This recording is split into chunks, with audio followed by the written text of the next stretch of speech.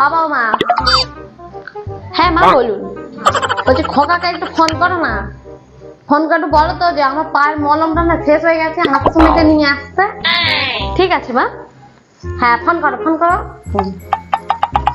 Hello hello বেগুন। হ্যাঁ বলছি কোথায় আছো? আচ্ছা শোনো না, বলছি মায়ের পায়ের ওষুধটা না শেষ হয়ে গেছে, আসার সময় একটা নিয়ে এসো তো। আচ্ছা ঠিক আছে, হ্যাঁ রাখছে।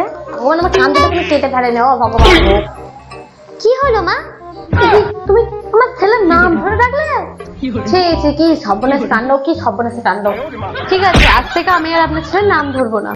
কি সর্বনাশ কাণ্ড।